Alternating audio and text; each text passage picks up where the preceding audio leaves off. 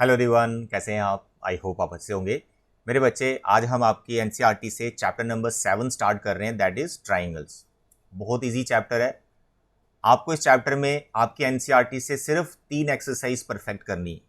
Exercise 7.1, exercise 7.2 and exercise 7.3। अगर आपके पास पुरानी एनसीईआरटी है तो ध्यान रखें, उसमें जो फर्स्ट 3 एक्सरसाइज हैं बस आपको वही कंप्लीट करनी है। अगर आपके पास न्यू एनसीईआरटी है जो भी 2023-24 के लिए इशू की गई है, उसमें आपको 3 ही एक्सरसाइज दिखेंगी। तो पुरानी एनसीईआरटी वाले प्लीज़ नोट कि आपको फर्स्ट 3 एक्सरसाइज ही परफेक्ट करनी है फ्रॉम दिस चैप्टर, राइट। तो इससे पहले मैं chapter number 6 that is lines and angles एकदम कंप्लीट करवा चुका हूँ from you NCERT. Extra questions की मैंने बात कही थी कि हम करेंगे, लेकिन अभी नहीं। पहले हम एनसीईआरटी से पूरा सिलेबस कंप्लीट करेंगे, फिर हर एक चैप्टर के मैं आपको एक्स्ट्रा क्वेश्चंस करवाऊंगा। बट फर्स्ट प्रेफरेंस एनसीईआरटी, क्योंकि मोस्टली आपका जो पेपर होता है वो एनसीईआरटी से ही सेट होता है, चाहे आप किसी भी स्कूल के बच्चे हैं, ठीक है। तो आज हम ट्राइंगल को स्टार्ट कर रहे हैं, जो कि बहुत ईजी चैप्टर है और कुछ न्यू कॉन्सेप्ट आप इसमें सीखने वाले हो। तो सबसे पहले हम बात करेंगे सिलेबस की। जब भी मैं जो भी चैप्टर स्टार्ट करूंगा, सबसे पहले हम ये देखेंगे कि सीबीएसई ने इस चैप्टर का क्या सिलेबस दी है, उसमें कौन सी थ्योरम्स के प्रूफ हैं और कौन सी थ्योरम्स के प्रूफ नहीं हैं। सब कुछ सिलेबस को देखते हुए हमने आगे बढ़ना है, ठीक है। तो देखें, यहाँ पर सिलेबस की हम बात करेंगे तो ये आपके सामने जो स्क्रीन पे दिख रहा है, ये आपका चैप्टर नंबर 7 ट्राइंगल का सिलेबस है, जिसमें टोटल 6 थ्योरम्स हैं। एक्सियम्स बोलो, थ्योरम्स बोलो, ध्यान से समझो अब ये क्या है। अब ये सिलेबस मैंने सीबीएसई वेबसाइट पे जो आपका सिलेबस है फॉर दिस सेशन 2023-24 वहीं से लिया है, राइट। तो यहाँ पे जिन स्टेटमेंट्स के आगे मोटिवेट लिखा हुआ है, 2 हो गए, ये 3 और ये 4। इन 4 स्टेटमेंट, इन 4 एक्सियम्स के, इन 4 थ्योरम्स के प्रूफ आपके सिलेबस में नहीं है, यानी आपको इनको प्रूव नहीं करना। ये कॉन्सेप्ट को समझना है with the help of diagram, इन पे एग्जाम्पल्स करनी है, बट इनके प्रूफ करने की कोई ज़रूरत नहीं है। आपको एग्जाम में इनके प्रूफ नहीं पूछे जाएंगे, ठीक है। खुद से अगर प्रूफ करना चाहते हो तो वो हम कर सकते हैं। आपको प्रूफ किस किस का करना है? This is theorem number 2, NCERT में थ्योरम 7.1 से है ये, ठीक है। जिनके आगे प्रूफ लगा है तो उनका प्रूफ आपको करना होगा। सेकेंड ये, तो अगर मैं बात करूं चैप्टर नंबर 7 में सर हमने कितनी थ्योरम्स के प्रूफ करने हैं, तो आपको दिमाग में रखना है सिर्फ 2 ही थ्योरम्स हैं जिनको आपको प्रूव करना होगा, और उनका प्रूफ एग्जाम में आ सकता है, ध्यान रखना है इस बात का। तो ये आपका कंप्लीट सिलेबस, इसमें ये स्टेटमेंट क्या है, क्या बोल रही हैं सर ये थ्योरम्स, आज के लेक्चर में मैं यही चीज़ आपसे डिस्कस करने वाला हूँ, ठीक है। क्या क्या है सब अभी बताऊँगा। तो यहाँ पे ट्राइंगल चैप्टर में जो मेन हमारा कॉन्सेप्ट चलेगा that is congruence of triangles. ये स्टेटमेंट, ये वर्ड को आपने अंडरस्टैंड करना है। आज के लेक्चर में कॉन्ग्रेंस क्या होता है, इसका क्या मतलब है, कितने कंडीशंस हैं, कितने क्राइटेरियाज हैं कॉन्ग्रेंस ऑफ ट्राइंगल्स के, वो डिस्कस करूँगा। उसके बाद हमारी जो फर्स्ट एक्सरसाइज है 7.1, उसकी 3 एग्जाम्पल्स हैं, उन एग्जाम्पल्स को मैं आपको सॉल्व करके बताऊँगा, राइट। तो इंट्रोडक्शन है आज, प्लीज़ लेक्चर को कंप्लीट देखना, और जो भी चीज़ें मैं आपको यहाँ बता रहा हूँ उनके प्रॉपर नोट्स बना लेना, क्योंकि हर एक चैप्टर का जो फर्स्ट लेक्चर है वो बहुत इंपॉर्टेंट होता है, क्योंकि उसमें आप ये देख पाते हो कि आखिर हमने इस चैप्टर में क्या कॉन्सेप्ट सीखने हैं और उन कॉन्सेप्ट पे बेस्ड किस तरह के क्वेश्चंस आपको मिलेंगे। तो first lecture is always very important for every chapter, ठीक है। तो सबसे पहले मैं आपको बता दूं, सिलेबस के अकॉर्डिंग आपके यहाँ पे 4 डिफरेंट कंडीशंस हैं, क्राइटेरियाज हैं, जिनसे आप ट्राइंगल्स को कॉन्ग्रेंट कर रहे होंगे। एक कहा जाता है एसएएस, ये क्या है एसएएस अभी बताने वाला हूं। देन एएसए, एएसए, एएएस भी रहेगा इसके साथ ही, फिर triple S, SSS congruence, and then RHS. ये 4 कंडीशंस हैं, 4 डिफरेंट क्राइटेरियाज हैं जिससे आप 2 ट्राइंगल्स को कॉन्ग्रेंट कर रहे होंगे। अब आपके माइंड में आ रहा होगा सर ये कॉन्ग्रेंट वर्ड आप बोल रहे हैं ये क्या है, यही चीज़ मैं आपको अभी एक्सप्लेन करने वाला हूँ, ठीक है। उसके बाद थ्योरम नंबर जो 5 है, the angles opposite to equal sides of a triangle are equal. मेरे बच्चे, जैसे आपने ट्राइंगल्स की बहुत सारी प्रॉपर्टी सीख रखी हैं, sum of all angles of a triangle is 180 degree, sum of any two sides of a triangle is greater than the third side। ऐसे डिफरेंट डिफरेंट प्रॉपर्टीज आपने स्टार्टिंग में बचपन में सीख रखी हैं। तो यहां पर आप नाइन्थ में आप समझो ये जो स्टेटमेंट है ये भी ट्राइंगल की एक प्रॉपर्टी ही है। जैसे इसने लिखा है angles opposite to equal sides of a triangle are equal, यानी अगर किसी ट्राइंगल में दो इक्वल साइड्स हैं तो उनके जो अपोजिट एंगल्स हैं वो भी इक्वल होते हैं। बस ये ट्राइंगल की प्रॉपर्टी है, इसको सीखना है, इसका प्रूफ करना है, फिर इस पे क्वेश्चंस करने हैं, ठीक है। इसी तरह से ये नेक्स्ट वाली जो थ्योरम है उसी का कन्वर्स है, sides opposite to equal angles are equal. तो these 6 points, these 6 theorems are in your syllabus, जिसमें से 2 के प्रूफ आपको करने होंगे। ओके डियर, तो सबसे पहले हम बात करेंगे सर ये कॉन्ग्रेंस वर्ड का क्या मतलब है। तो जब ये कॉन्ग्रेंस वर्ड आए तो आपको ध्यान में क्या रखना है, बहुत सारी फिगर्स, 2 या 2 से ज्यादा फिगर्स जिनका सेम शेप और साइज होगा, बस ये ध्यान में रखें। शेप एंड साइज, ये 2 वर्ड आपके माइंड में रहने चाहिए, सेम, शेप एंड साइज। 2 या 2 से ज्यादा फिगर्स जिनका शेप और साइज एकदम सेम होगा उनको हम कॉन्ग्रेंट फिगर्स कहते हैं, ठीक है। जैसे लेट अस सपोज मेरे ये 2 हाथ हैं, अपने 2 हाथ देख लो, अब इनको आपस में मिलाओ, इस तरह से आपस में मिलाओ। आप देखो क्या एकदम ये ओवरलैप कर गए हैं। जब ऐसा लिखते हैं तो ये वाला हाथ इस पूरे हाथ को छुपा देता है, तो हम बोल सकते हैं कि मेरे जो 2 हाथ हैं या आपके 2 हाथ हैं, इन दोनों का शेप और साइज एकदम सेम है, तो हम बोलेंगे ये दोनों हाथ मेरे क्या हैं, congruent. That's all. Live example आपके सामने है। इस तरह से आप डिफरेंट डिफरेंट फिगर्स को अंडरस्टैंड कर सकते हो। लेट अस सपोज मैंने यहां पर एक ट्राइंगल बना दिया और इसके बगल में एक सर्कल बना दिया। मैं आपको पूछ रहा हूं ये दोनों फिगर्स आपस में क्या कॉन्ग्रेंट होंगी, तो आप फटाक से बोलोगे सर नो, क्योंकि पहला वर्ड ही यहां पर फुलफिल नहीं हो रहा है, शेप। अरे भाई ये ट्राइंगल है और ये सर्कल है, दोनों का शेप ही डिफरेंट है, तो कॉन्ग्रेंट ये हो ही नहीं सकती कभी भी। साइज की तो बात ही नहीं होगी इसमें। लेट अस सपोज मेरे पास एक ट्राइंगल है और दूसरा क्वाड्रिलेटरल, क्या ये दोनों फिगर्स कॉन्ग्रेंट हो सकती हैं? नो, शेप ही डिफरेंट है। तो शेप ही जब डिफरेंट है तो कॉन्ग्रेंट की बात ही नहीं होगी। लेकिन अगर हम शेप को सेम कर दें और उसके बाद हमें फिर साइज पे फोकस करना है। लेट अस सपोज मेरे पास ये एक ट्राइंगल है और दूसरा ये ट्राइंगल है, ठीक है। क्या ये दोनों ट्राइंगल आपस में कॉन्ग्रेंट है? तो आप ध्यान से देखोगे तो आपको ये समझ में आ रहा है, ये दिख रहा है कि सर ये ट्राइंगल थोड़ी सी छोटी लग रही है और ये सर थोड़ी उससे बड़ी लग रही है। तो आप ये तो समझ गए शेप दोनों का सेम है, ट्राइंगल्स हैं, लेकिन साइज इनका डिफरेंट दिख रहा है, सामने दिख रहा है। तो आप फटाक से इसमें भी बोल दोगे सर ये कॉन्ग्रेंट ट्राइंगल्स नहीं है। तो फिर अगर आपको कोई पूछे व्हाट आर कॉन्ग्रेंट ट्राइंगल्स, तो आप क्या बोलोगे? आप बोलोगे सर ऐसी 2 ट्राइंगल्स जिनका शेप ऑफ कोर्स दोनों ट्राइंगल्स हैं तो सेम ही होगा और उनका साइज वो भी सेम होना चाहिए। तो आपको कोई पूछे क्या ट्राइंगल्स कॉन्ग्रेंट कब होती हैं, तो आपने बोलना है when their shape and size are same, then those triangles are called congruent triangles. लेकिन इसमें थोड़ी सी कंफ्यूजन होता है। अब ये कंफ्यूजन क्या होता है, उस कंफ्यूजन को हम अंडरस्टैंड करेंगे। मैंने यहां पर एक ट्राइंगल लिया जिसका नाम रखा मैंने ABC, दूसरा ट्राइंगल लिया और इसका नाम रखा मैंने PQR। अगर ध्यान से देखें तो इन दोनों ट्राइंगल का जो साइज है ऐसा लग रहा है सेम है।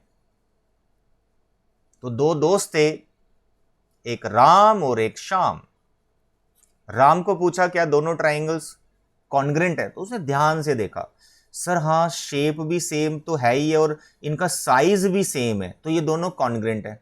लेकिन जब श्याम की बारी आई उसको पूछा गया या दोनों ट्राइंगल्स कॉन्ग्रेंट है, तो उसने भी ध्यान से देखा, तो उसके माइंड में एक चीज थोड़ी सी स्ट्राइक हुई, सर मुझे ना PQR ट्राइंगल थोड़ी सी बड़ी लग रही है साइज में।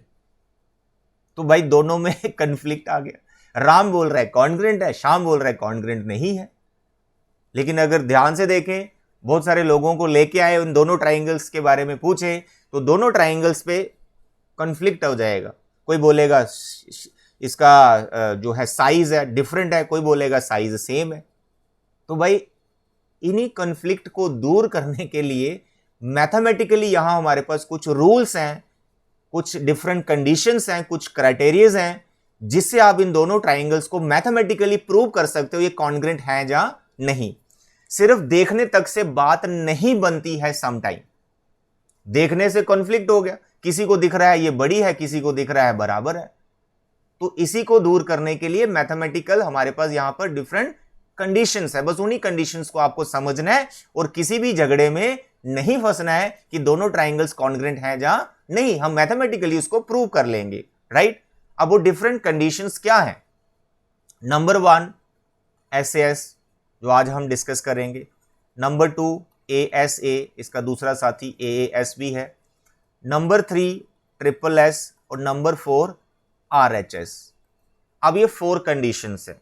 इन 4 कंडीशंस में से आज के लेक्चर में ये 2 कंडीशंस में आपको समझाने वाला हूं और इस पे हम 3 एग्जांपल्स भी करेंगे। ओके डियर, चलिए आगे बढ़ते हैं। समझ गए? सेम शेप और साइज कई बार लगता है लेकिन कंफ्यूजन भी हो जाता है, तो इसीलिए कंडीशंस को समझना जरूरी है और मैथमेटिकली हमने उनको प्रूव करना है। माय डियर, फर्स्ट जो है एक्सियम 7.1 आपके एनसीईआरटी में ऐसे लिखा होगा, इसको बोलते हैं SAS कॉन्ग्रेंस रूल। स्टेटमेंट को ध्यान से पढ़े। 2 triangles are congruent if 2 sides and the included angle of one triangle are equal to the 2 sides and the included angle of the other triangle। अब स्टेटमेंट मैंने पढ़ दी सर समझ नहीं आया, डायग्राम से समझना बहुत जरूरी है। माय डियर, मैंने यहां पर एक ट्राइंगल बनाया जिसका नाम है ABC। एक दूसरा ट्राइंगल बनाया, इसका हमने नाम रख लिया PQR। तो SAS कॉन्ग्रेंस रूल क्या कह रहा है? किसी एक ट्राइंगल की कोई भी 2 साइड्स, मानो ABC की कोई 2 साइड्स लेता हूं, एक मैंने AB ले ली और दूसरी मैंने BC ले ली। AB और BC जो 2 साइड्स मैंने ABC की ली हैं, ये दोनों इक्वल होंगी दूसरी ट्राइंगल की 2 साइड्स के साथ, और वो 2 साइड्स कॉरस्पॉन्डिंग साइड्स होनी चाहिए। अब यहां पर एक वर्ड आ गया कॉरस्पॉन्डिंग। सर ये कॉरस्पॉन्डिंग वर्ड क्या है? वैसे तो बच्चों को पता होता है, लेकिन इस चैप्टर में इस वर्ड का इंपॉर्टेंस बहुत ज्यादा है। बच्चों में बड़ी बार कंफ्यूजन हो जाता है, सर कॉरस्पॉन्डिंग एंगल्स कौन से हैं, कॉरस्पॉन्डिंग साइड्स कौन सी हैं, ये सब मैं आपको अभी बताने वाला हूं। मेरे बच्चे, AB को अभी मैं PQ के इक्वल रख रहा हूं। अभी हम कंडीशन को समझेंगे, पहले SAS क्या होता है। AB मेरा PQ के इक्वल है और BC, ABC ट्राइंगल की BC, ये मेरी QR के इक्वल है। तो क्या बोला? एक ट्राइंगल की 2 साइड्स दूसरी ट्राइंगल की कोई भी 2 साइड्स दोनों बराबर है, लेकिन कोई भी जो 2 साइड्स हैं वो कॉरस्पॉन्डिंग साइड्स होनी चाहिए। AB के कॉरस्पॉन्ड PQ और QR मैंने लिया है, AB और BC के कॉरस्पॉन्ड मैंने PQ और QR लिया, ठीक है। तो AB is equal to PQ and BC is equal to QR। जब मैंने ABC ट्राइंगल की 2 साइड्स ली, तो आपको यह देखना है उन दोनों साइड्स के बीच का एंगल कौन सा है, यह देखना है दोनों साइड्स के बीच का एंगल। यानी जो 2 साइड्स ली उनको आप रे समझो और उन दोनों रे के बीच का एंगल बताइए, क्या वो एंगल A है, क्या वो एंगल C है, या वो एंगल B है। तो आप फटाक से बोलोगे सर आपने AB और BC लिया है, तो उनके बीच का जो एंगल है, जो इंक्लूडेड एंगल है, वो एंगल B है। आप ऐसा भी इसको समझ सकते हैं, जब आप किसी ट्राइंगल की 2 साइड्स को देख रहे हैं, AB और BC को देख रहे हैं, तो इनमें कौन सा कॉमन पॉइंट आ रहा है, तो B पॉइंट कॉमन आ रहा है, तो वही इंक्लूडेड एंगल कहा जाता है। तो this angle B is included angle between AB and BC। इसी तरह से जब आपने PQ और QR लिया, तो उनके बीच का एंगल कौन सा था, included angle between PQ and QR, Q angle, this Q angle. तो यहां पर आपको साबित करना पड़ेगा angle B is equal to angle Q। जब आप ऐसा कर देते हैं तो इन 3 डिफरेंट जो इक्वालिटीज आपने बताई हैं, इसी को कहा जाता है फिर SA एस। अब ये एस ए एस, दो एस और बीच में ए रखा गया है। ए को बीच में रखना बहुत जरूरी है। अगर आप एस एस ए करते हैं तो ये गलत है, ये कोई कंडीशन ही नहीं है। एस एस ए या फिर ए एस एस करते हैं, ये भी कोई कंडीशन नहीं है। आपको एस ए एस को ही फॉलो करना है। ए को बीच में क्यों रखा गया है?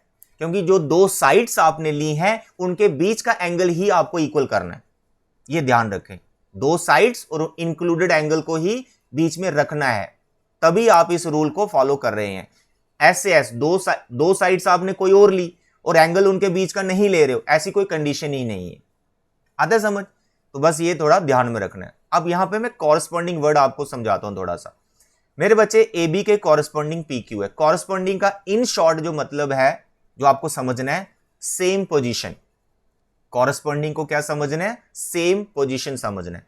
जैसे मैंने यहां पर ए बी सी लिया, तो ए बी वाली साइड यहां पर है, तो इसके कॉरस्पॉन्डिंग क्या पी आर बोलोगे? नो। ए बी की पोजीशन देखो कैसे है, वहां पर कौन सी ट्राइंगल की वो पोजीशन है? वो पी क्यू की है, तो इनको कहा जाता है कॉरस्पॉन्डिंग साइड्स। एंगल जो बी है वो इस पॉइंट पर देख रहा है, तो क्या एंगल आर को मैं बी के कॉरस्पॉन्डिंग बोलूंगा? No, angle B angle Q के कॉरस्पॉन्डिंग माना जाएगा। Is it clear?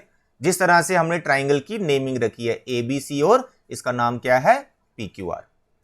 कई बार क्या होता है, जब आप क्वेश्चंस करोगे थोड़े से हाई लेवल के, तो यहां पर एंगल बी के कॉरस्पॉन्डिंग हो सकता है उस बुक में या उस क्वेश्चन में एंगल आर आ रहा हो, तो आप बोलेंगे सर सेम पोजीशन तो नहीं है। तो मेरे बच्चे, इस पी क्यू आर ट्राइंगल को रोटेट भी किया जा सकता है।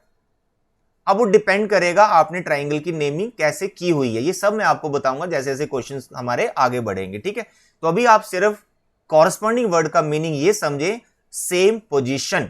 सेम पोजीशन होगी तो उसको कॉरस्पॉन्डिंग बोला जाता है। यहां पर मैं थोड़ा और आपसे डिस्कस करता हूं। मैंने यहां पर लिखा है किसी ट्राइंगल का नाम आर एस डब्ल्यू। ये किसी ट्राइंगल का नाम है आर एस डब्ल्यू, और एक और ट्राइंगल है जिसका नाम है let it be X Y and Z. ये जो नेमिंग है, अगर तो क्वेश्चन में डायरेक्ट गिवन है ये नेमिंग कि दो ट्राइंगल्स को आप कॉन्ग्रेंट करो, तो इस नेमिंग को आपने कोई छेड़खानी नहीं करनी इसके साथ। नेमिंग खुद से नहीं बदलनी है, ये ध्यान रखें, क्योंकि उसने स्पेसिफिक कर दिया है कि इन दोनों ट्राइंगल्स को ही आप कॉन्ग्रेंट करें। तो यहां पर कॉरस्पॉन्डिंग वर्ड का मैं आपको फिर से मीनिंग बता रहा हूं। मेरे बच्चे देखो, फर्स्ट पोजीशन यहां पर किसकी रखी गई है? आर पॉइंट की। यहां पर फर्स्ट पोजीशन किसकी रखी गई है? एक्स की। तो यहां पर आपको बोलना है कि जो आर के कॉरस्पॉन्डिंग है वो एक्स है, एंगल होगा। एस के कॉरस्पॉन्डिंग वाई है और डब्ल्यू के कॉरस्पॉन्डिंग जेड है। सेम पोजीशन का मतलब कॉरस्पॉन्डिंग। और अगर मैं साइड्स की बात करूं तो यहां पर आप देखें, दो पॉइंट को लेकर एक साइड बनती है, तो तीन साइड्स होती हैं ट्राइंगल में, आर और एस। आर एस एक साइड होगी इस ट्राइंगल की, दूसरी ट्राइंगल की कौन सी साइड होगी? इसके कॉरस्पॉन्डिंग होगी, आर एस के कॉरस्पॉन्डिंग। तो यहां पे आपने फर्स्ट और सेकंड पॉइंट उठाया, आर एस साइड बनाया, तो यहां पर भी आपको फर्स्ट और सेकंड पॉइंट ही उठाना है, that is X Y. X Y या वाई एक्स कुछ भी लिख सकते हो, बट फर्स्ट टू पॉइंट ही आपको लेने, एक्स वाई। ये दोनों आपस में कॉरस्पॉन्डिंग साइड्स हैं, इक्वल हैं या नहीं वो हमें देखना पड़ेगा क्वेश्चन में। कॉरस्पॉन्डिंग का मीनिंग बता रहा हूं, बिकॉज इस पूरे चैप्टर में कॉरस्पॉन्डिंग वर्ड से रिलेटेड ही कॉन्सेप्ट चल रहा है। जहां पे कॉरस्पॉन्डिंग का थोड़ा सा भी आपसे मिस्टेक हुआ, वही क्वेश्चन आपसे नहीं होगा, प्रॉब्लम हो जाएगी। अब यहां पर मैंने आर और डब्ल्यू ले लिया, फर्स्ट पॉइंट और थर्ड पॉइंट, तो उससे साइड बनी मेरी आर डब्ल्यू। तो यहां पर भी आपको फर्स्ट और थर्ड ही लेना है, एक एक्स और एक जेड। तो एक्स जेड और आर डब्ल्यू जो दो साइड्स हैं, ये दोनों आपस में कॉरस्पॉन्डिंग साइड्स हैं। ओके, और लास्ट साइड कौन सी बच गई? S W. सेकंड और थर्ड पॉइंट, यहां भी सेकंड और third point, that is Y Z, ये भी कॉरस्पॉन्डिंग साइड्स है।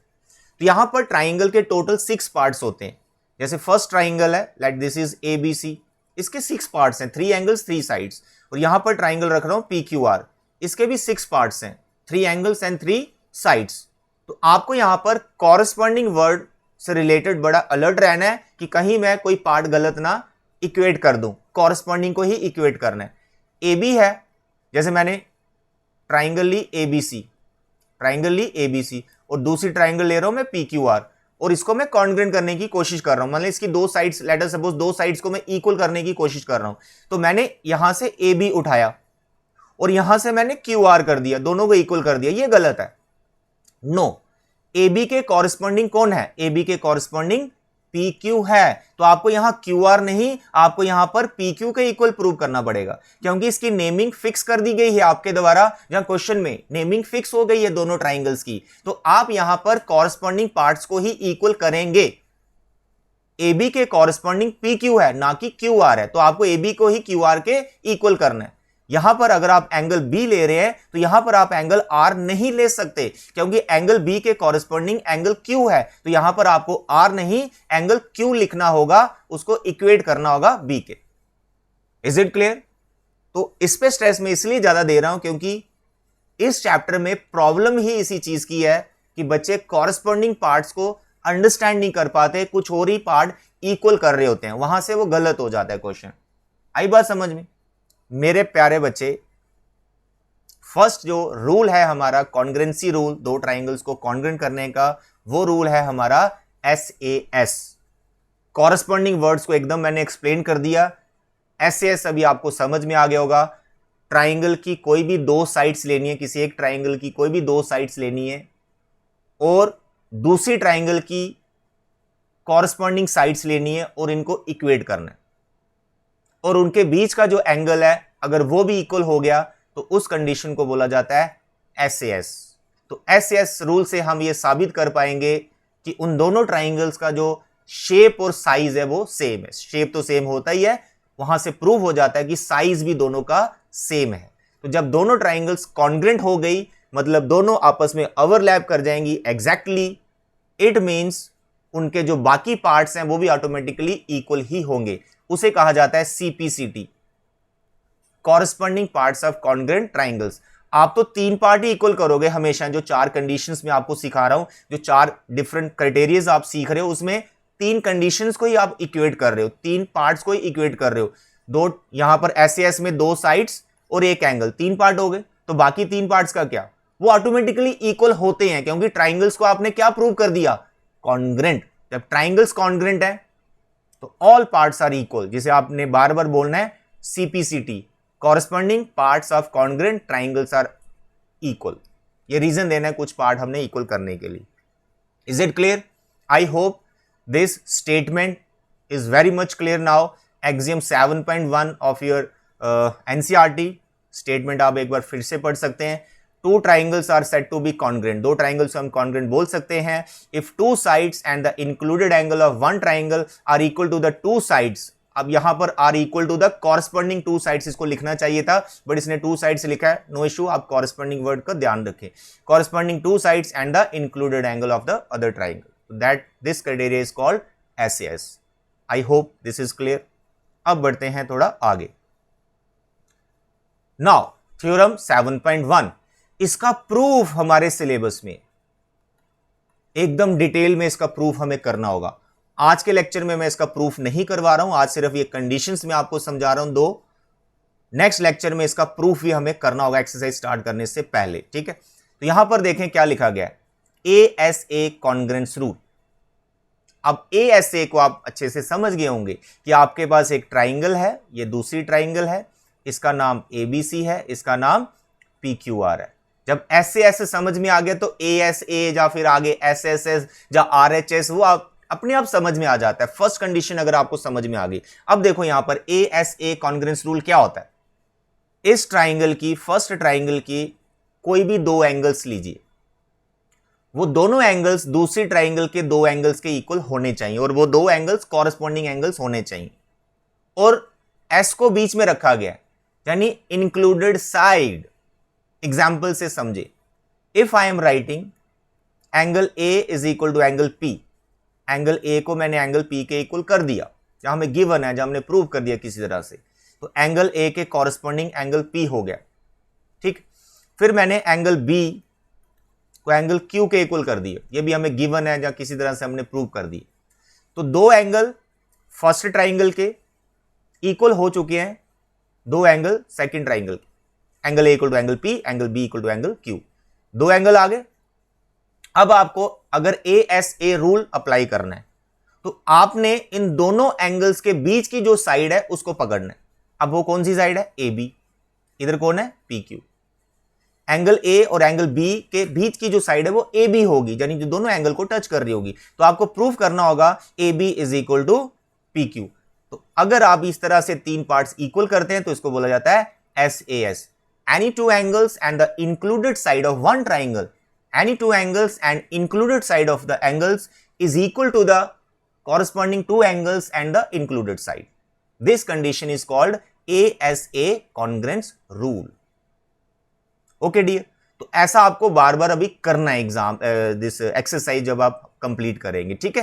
तो आपकी जो फर्स्ट एक्सरसाइज है एक्सरसाइज 7.1 वो दो ही कंडीशंस पे चल रही है जो अभी मैंने समझा दिया, एक SAS पे चल रहा है और एक ASA पे चल रहा है। अच्छा, ASA का क्रॉलरी है, यानी एक फर्दर रिजल्ट है, आप AAS भी अप्लाई कर सकते हैं, यानी कोई भी दो एंगल्स और जरूरी नहीं इंक्लूडेड साइड, कोई और साइड भी आप ले सकते हैं। जैसे मैंने AB और PQ लिया, ये तो इंक्लूडेड साइड थी, तो इस कंडीशन को आपको ASA ही बोलना है। लेकिन अगर आप साइड इंक्लूडेड वाली नहीं लेते हैं, एंगल A और B ही लिया लेकिन आप साइड AC ले लेते हैं, AC को आप PR के इक्वल कर देते हैं, एंगल दो जो लिए उनके बीच की ये साइड्स नहीं है, ऐसा करते हैं, तो वो भी एक रूल है कॉन्ग्रुएंट करने का। तो उस रूल को आप क्या कहेंगे, AAS रूल।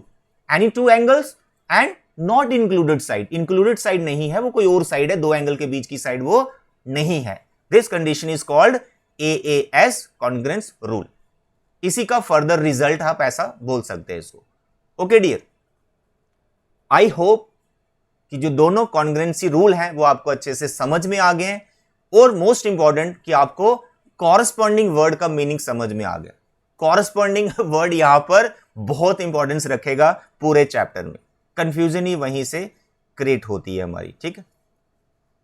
चलिए अब हम क्या करेंगे, आपकी जो एक्सरसाइज 7.1 है उससे पहले दो एग्जांपल्स हैं जो इन दोनों कंडीशंस पे ही बनाई गई हैं, तीन क्वेश्चन है, ठीक है। दो कंडीशंस को कवर करेंगे, उन एग्जांपल्स को अंडरस्टैंड करते हैं कि किस तरह के क्वेश्चंस अभी हम यहां पे करने वाले हैं। मेरे बच्चे, ये है आपकी एक्सरसाइज, स्टार्ट हो जाती है क्वेश्चन नंबर 1, इसमें total question number 2, question number 3, 4, 5, 6, 7, 8 question है एक्सरसाइज 7.1 में, एकदम डिटेल में आपको पढ़ाए जाएंगे, डोंट वरी। हम आज बात करेंगे एग्जाम्पल्स की। तो देखें यहां पर एग्जाम्पल नंबर 1, ध्यान से समझें।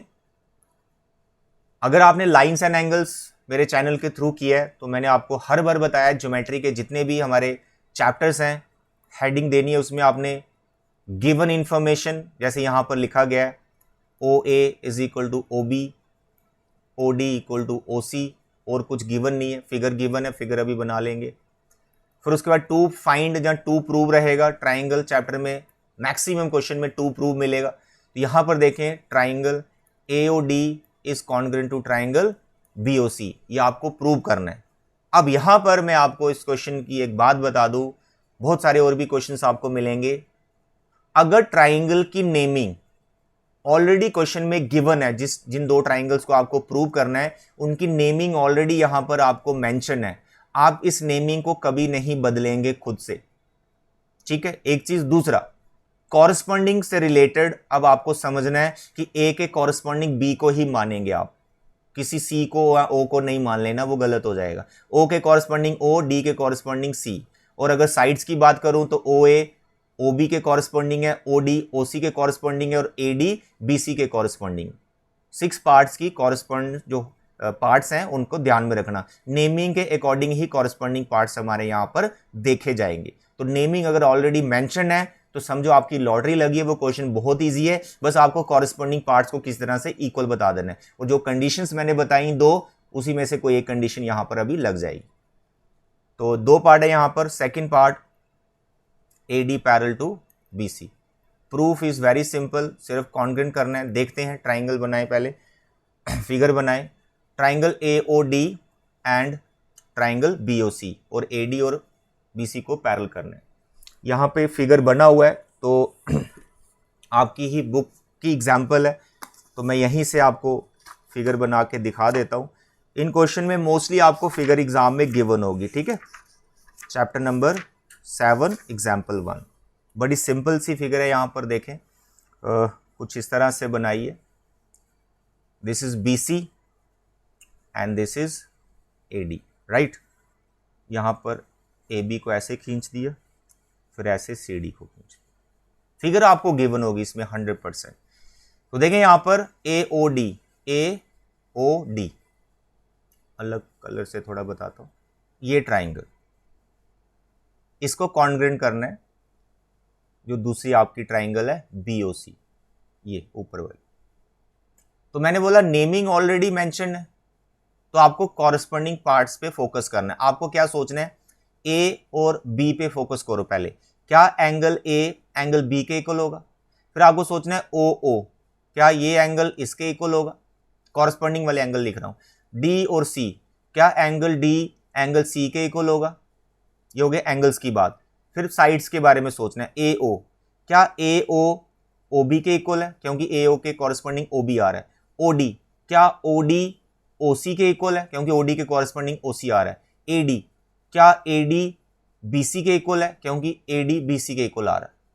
मतलब मैं आपको बता रहा हूं कॉरस्पॉन्डिंग पार्ट्स ये हैं। अब हमने देखना है कि कौन कौन सा पार्ट कॉरस्पॉन्डिंग वाला इक्वल है, उस हिसाब से हमारा कंडीशन लगाई जाएगी। SAS या फिर ASA या फिर AAS, वो देखते हैं अभी। गिवन इंफॉर्मेशन से ही सारी आपको हेल्प मिलेगी, गिवन इंफॉर्मेशन से। तो प्रूफ इसका ऐसे स्टार्ट होगा, आपको हमेशा पहले ट्राइंगल्स मेंशन करनी है जिनको आप कॉन्ग्रेंट कर रहे हैं। यहां पे मैं बोल रहा हूं in triangle AOD and triangle BOC, मतलब इन दोनों ट्राइंगल्स में मैं आ चुका हूं, अब इनके पार्ट्स को मैं देखने वाला हूं। तो OA इक्वल टू OB, अरे यहां तो लॉटरी लगी है, OA OB के इक्वल है, ये तो हमें गिवन था। अरे वाह, OA के कॉरस्पॉन्डिंग OB है और वो हमें इक्वल गिवन था, लिख लिया। OD इक्वल टू OC, ये भी हमें गिवन है और उसी का पार्ट है। OD इस ट्राइंगल की साइड है और OC दूसरी ट्राइंगल की साइड है, ये भी हमें गिवन है। दो कॉरस्पॉन्डिंग पार्ट्स तो ऑलरेडी इक्वल है और दोनों साइड्स SS तो हो गया। अब इनके बीच का एंगल देखो, क्योंकि जब दो साइड्स आपने इक्वल कर दी और तीसरी साइड को इक्वल नहीं है, तो आपको एंगल को ही देखना है और हमेशा इनके बीच का एंगल देखना है, क्योंकि SAS ही क्राइटेरिया होता है, SSA या फिर ASS नहीं होता है। तो इनके बीच का एंगल, तो OA OB, इसका OA, ठीक है, और इस ट्राइंगल का OD, तो बीच का एंगल ये है। अरे angle 1 equal to angle 2 Y, angle 1 equal to angle 2 Y। Lines and angles में पढ़ा आपने, वर्टिकली अपोजिट एंगल्स। तो यहां पर इन दोनों ट्राइंगल्स को जब आपने लिया, उसके 3 कॉरस्पॉन्डिंग पार्ट्स आप इक्वल बता चुके हैं, 2 साइड्स और इंक्लूडेड एंगल, तो इसलिए कौन सी कंडीशन लगी, SAS। कौन सी कंडीशन लगी, SAS, ठीक है। यहां पे हम इसको लिखते हैं, ठीक है, जस्ट अ मिनट, थोड़ा स्पेस, यहां लिखते हैं। Therefore by SAS कॉन्ग्रेंसी rule, what you can write, triangle AOD is congruent to triangle BOC। तो आप बोलेंगे सर कॉन्ग्रेंट ये क्या है, ये क्या है, इक्वल। इसके ऊपर ऐसे करली सी लाइन लगाना है, इसको बोलते हैं कॉन्ग्रेंट का सिंबल। कॉन्ग्रेंट वर्ड है, इस सिंबल से डिनोट किया जाएगा। जैसे इक्वल एक वर्ड है, उसके लिए 2 लाइन ऐसे बनाई जाती हैं, तो इक्वल के ऊपर आपने एक करली सी ऐसे एक लाइन लगानी, इसको, इस पूरे सिंबल को कॉन्ग्रेंट सिंबल आप कहेंगे, ठीक है। तो triangle AOD is congruent to triangle BOC, that's all. कौन सी कंडीशन से, SAS से। अब मैंने बताया जब दो ट्राइंगल्स आपस में कॉन्ग्रेंट हैं, तो उनके बाकी सभी पार्ट्स जो कॉरस्पॉन्डिंग पार्ट्स हैं वो इक्वल होते हैं। तो यहां पर देखें आप कौन कौन से पार्ट्स इक्वल हो गए। आपने अपने प्रूफ पे भी ध्यान देना है, आपको AD और BC के पैरेलल करना है। ट्राइंगल्स कॉन्ग्रेंट है, साइड्स पैरेलल नहीं हो जाती हैं पार्ट्स इक्वल होते हैं, पैरेलल कुछ नहीं हो जाता। तो हमने देखना है AD और BC को पैरेलल बताना है। तो AD और BC को पैरेलल बताने के लिए कॉरस्पॉन्डिंग पार्ट्स जो है अल्टरनेट एंगल्स इक्वल कर दो किसी तरह से। तो यहां पर इस ट्राइंगल में एंगल 3 और इस ट्राइंगल में एंगल 4, तो मैं यहां लिख सकता हूं angle 3 is equal to angle 4, CPCD। किसे लिखा, CPCD, क्योंकि ये दोनों ट्राइंगल्स मैंने कॉन्ग्रेंट कर दी ना, तो इसके कॉरस्पॉन्डिंग पार्ट्स आपस में इक्वल होंगे। तो एंगल 3 के कॉरस्पॉन्डिंग एंगल 4 आ रहा है, एंगल D के कॉरस्पॉन्डिंग एंगल C आ रहा है। देखो ये एंगल D और ये एंगल C, तो एंगल D के कॉरस्पॉन्डिंग एंगल C बैठा हुआ है, जिसका नाम मैंने 3 और 4 रख लिया। तो एंगल 3 इक्वल टू एंगल 4, तो आपको लिखना है but these are alternate angles, but these are alternate angles, these are alternate angles, therefore what you can write, you can write AD parallel to BC, hence proof। very important example and very simple। parallel जो lines करनी है बस वही ज्यादा इसमें important है। बच्चा confuse रहेगा, सर कॉरस्पॉन्डिंग से तो पैरेलल आते नहीं, इक्वल आते हैं, तो इक्वल पहले करो ना किसी को, अल्टरनेट को या कॉरस्पॉन्डिंग को, या कैसे भी इक्वल करो, उसके बाद आप पैरेलल लाइंस को समझो, जो कि लाइंस एंड एंगल्स में डिटेल में आपने पढ़ा होता है। ठीक, तो यह आपकी फर्स्ट एग्जांपल जिसमें एस से एस कंडीशन को लगाया गया।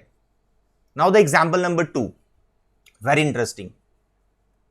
आई होप आप गिवन वगैरह सब लिख लेंगे, ये आपकी रिस्पॉन्सिबिलिटी, अभी प्रूफ हम करेंगे। A B is a line segment and the line L is its perpendicular bisector. देखो यहां पर इसका डायग्राम क्वेश्चन में गिवन नहीं होगा, ध्यान रखें, तो आपको खुद ही बनाना। A B is a line segment बना दिया, L is its perpendicular bisector, यानी एक ऐसा लाइन बनाओ जो इसको बाइसेक्ट भी कर रहा है और इसके साथ परपेंडिकुलर भी है, तो इस तरह से एक लाइन ड्रॉ कर दी। तो ये लाइन हमारी एल है।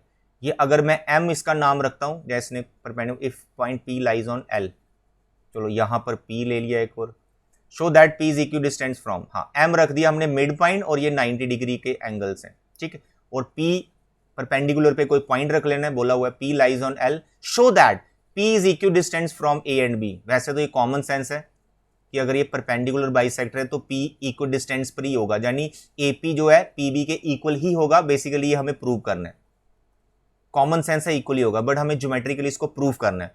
बहुत सिंपल है, यहां पर जो दो ट्राइंगल्स क्रिएट हुई हैं इनको किसी तरह से कॉन्ग्रेंट कर दो, तो ये एपी और पीबी उसके कॉरेस्पॉन्डिंग पार्ट्स बना देंगे उन दोनों ट्राइंगल्स के। तो यहां मैं दो ट्राइंगल्स ले रहा हूं। यहां पर एक बहुत ही इंपॉर्टेंट पॉइंट सीखने वाला, क्या, अरे यहां ट्राइंगल्स की नेमिंग गिवन ही नहीं है कि किनको कॉन्ग्रेंट करना है, ये हमें खुद से सोचना है।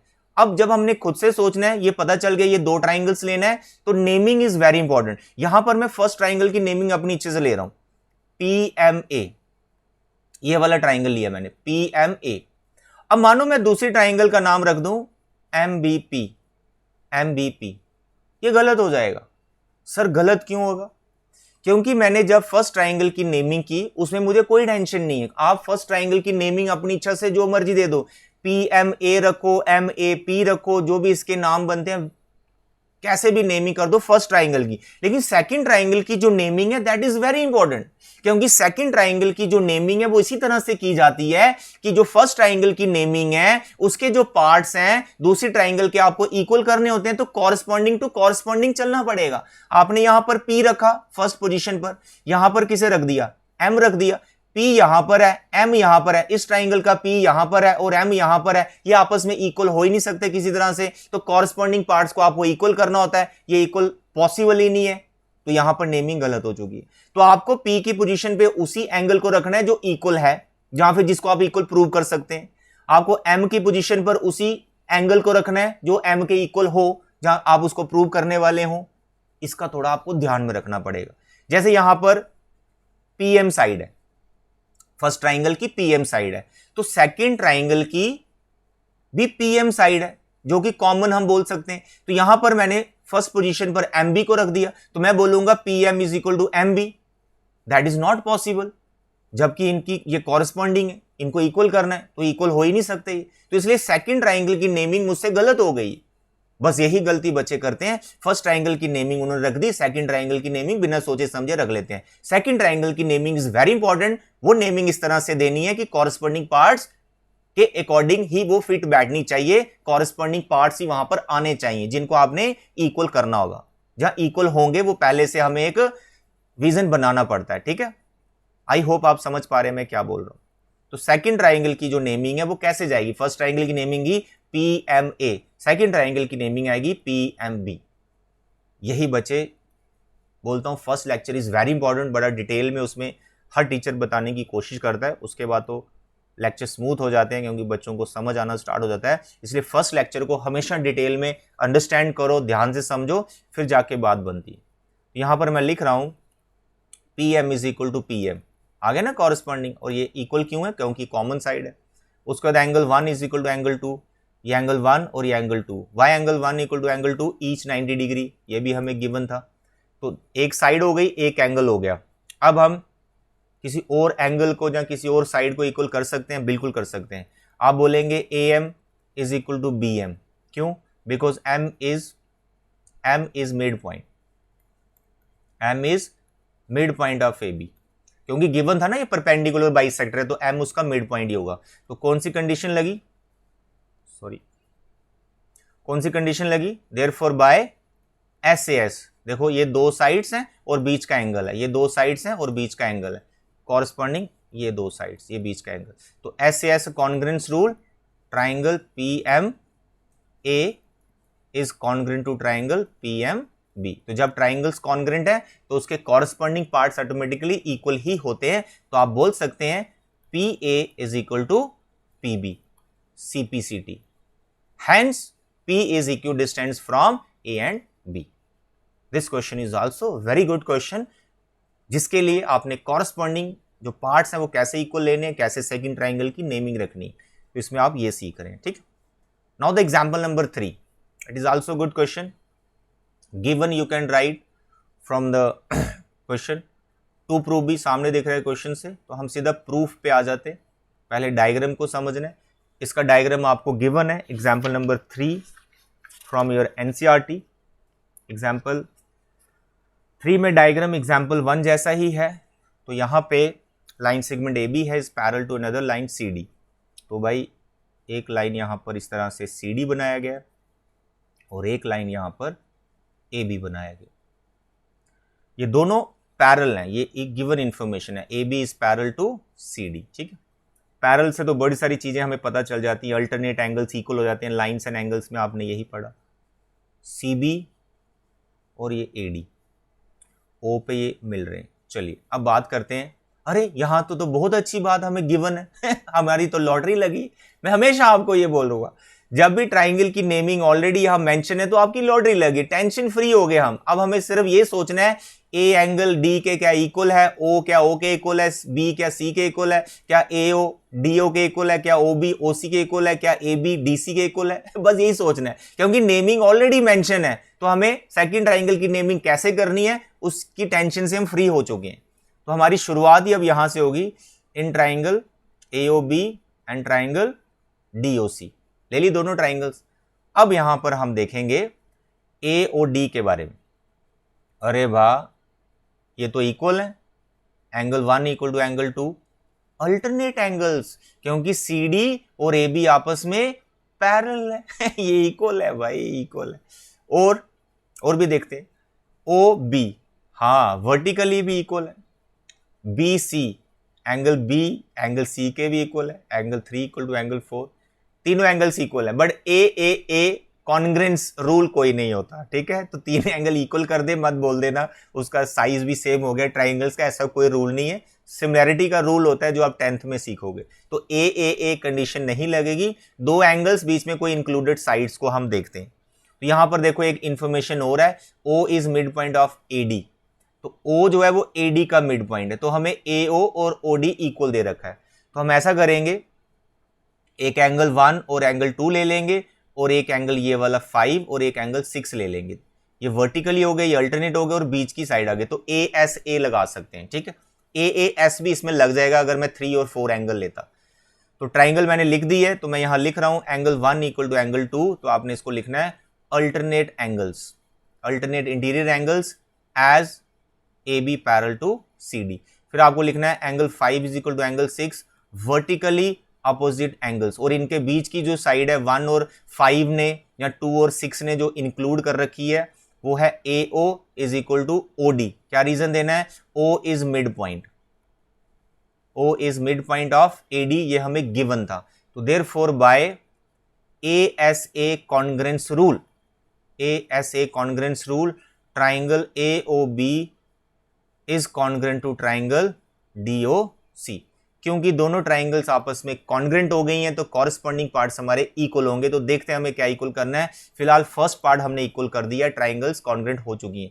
Second, O is also mid point of BC, तो हो गया ना प्रूफ, क्योंकि हमने बता दिया ट्राइंगल्स कॉन्ग्रेंट है, तो मैं लिख सकता हूं OB is equal to OC, CPCT corresponding parts of congruent triangle. तो therefore O is what, O is mid point, O is mid point of BC, that's all. आता समझ। जिस तरह के ये 3 एग्जांपल्स है ना मेरे बच्चे, बस इसी टाइप के क्वेश्चंस हैं फर्स्ट एक्सरसाइज 7.1 में। उसमें बार बार SAS, ASA और AAS ये 3 कंडीशंस लग रही हैं, तो 8 क्वेश्चंस आपको करने हैं। तो नेक्स्ट लेक्चर में पूरी एक्सरसाइज 8 क्वेश्चंस एकदम डिटेल में पढ़ाने वाला हूं आपको, ठीक है। तो मेरे बच्चे ये था आज का लेक्चर। आई होप आप पूरा ये सिलेबस क्या है ये समझ गए, कितनी एक्सरसाइज आपको करनी है एनसीईआरटी से वो समझ गए, ओनली 3 एक्सरसाइज, और 2 कंडीशन जो मैंने डिटेल में आपको बताई हैं, SAS, ASA और कॉरस्पॉन्डिंग वर्ड का क्या मतलब होता है, राइट। तो आज का लेक्चर यहीं क्लोज करते हैं। नेक्स्ट लेक्चर में हम एक्सरसाइज स्टार्ट करेंगे 7.1। तो तब तक अपना ख्याल रखें। Thank you, bye bye and take care.